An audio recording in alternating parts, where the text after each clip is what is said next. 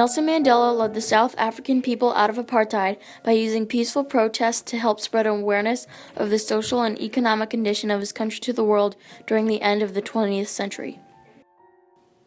He was sentenced to life imprisonment in 1963 for treason, but the ban on his image in public made him an icon to the black community. This kept the hopes up of ending the apartheid movement alive for his country. Mandela was an accomplished, educated man who became president of South Africa, acting as a negotiator between two feuding races. He left a strong legacy when he died at the age of 95.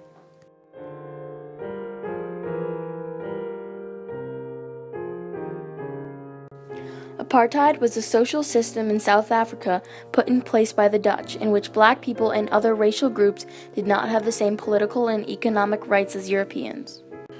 Apartheid means apartness in Afrikaans. The word is a compound word that means separate neighborhoods in the English language. Hendrik Verwoerd defended the South African government's stand on apartheid.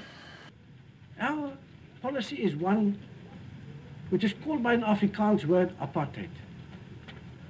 And I'm afraid that has been misunderstood so often.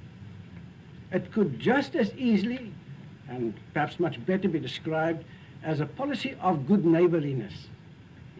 Accepting that there are differences between people. But while these differences exist, and you have to acknowledge them, at the same time, you can live together, aid one another, but that it can best be done when you act as good neighbors always do. This was a huge problem for anyone who wasn't European living in South Africa. Whites had higher quality bathrooms, water fountains, and park benches. Blacks had to follow specific harsh rules, such as obeying curfews. If they did not, there would be serious consequences. These conditions drove Mandela to demand freedom for all, no matter what their race was.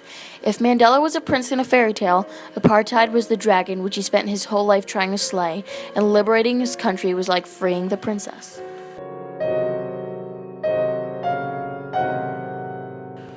Living in a society with suppressed black education and jobs was what South Africa was like before Mandela took action.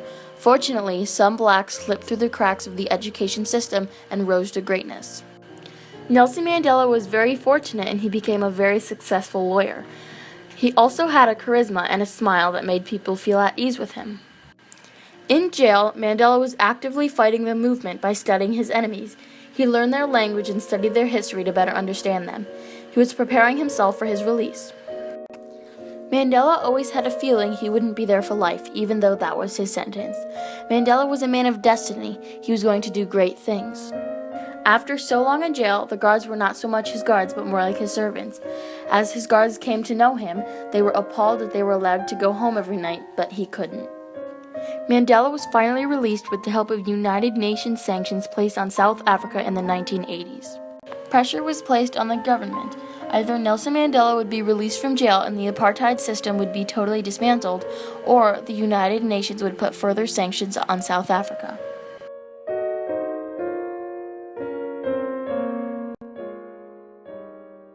Before Mandela was released, people had no idea what he was going to look like. Last time he was publicly seen was when he was young, in 1963 when he was tried for treason.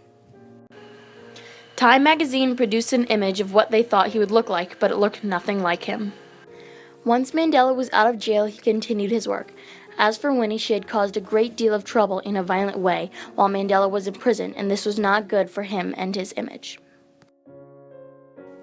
People had different views about Winnie. What is the first thing that comes to mind when you think of the name Winnie Mandela? Patience and understanding. Why? Because he was taken away and she really, she had no say. Anyway, and with Winnie, it was tough, and Winnie turned out to become pretty bonkers in the end, really. She went pretty nuts.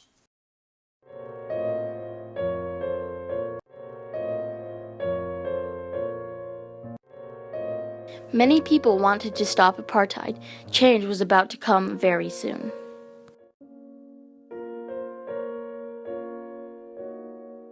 Nelson Mandela made plenty of changes after he was out of prison. With his nonviolent protest, he was always a step in front of the enemy. Nelson Mandela not only had the presence of a leader, but became president on May 9, 1994. Many world leaders came to his inauguration. This was the first time the world came to South Africa since apartheid ended. Nelson Mandela was the first black president of the post-apartheid era. Not only was Nelson Mandela a good leader in South Africa, but he impacted the whole world. Everyone, there's not black or white. I don't think there's anyone that could say that Nelson Mandela was not a positive impact to South Africa.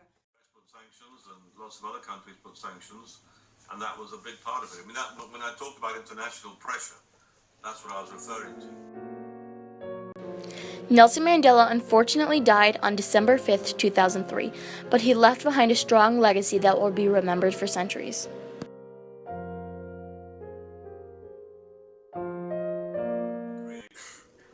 A country where there was what in South Africa they called a non-racial democracy, in which everybody had equality of status before the law and in terms of influencing on the political system.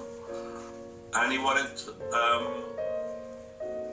peace, and that is the legacy that he has left, and the legacy that... Some people didn't think Nelson Mandela could be such a great leader. They couldn't believe the myth of him. They thought that someone who spent most of his life in prison couldn't possibly pick up where he left off. But it turns out Mandela exceeded that myth. He fought apartheid no matter what the consequences were, leaving behind a legacy that will never be forgotten. Nelson Mandela had the smile that could change a person's mood and the whole tone of a conversation. Nelson Mandela was a sharp listener and very kind. People felt they were in the presence of a king when they were with him.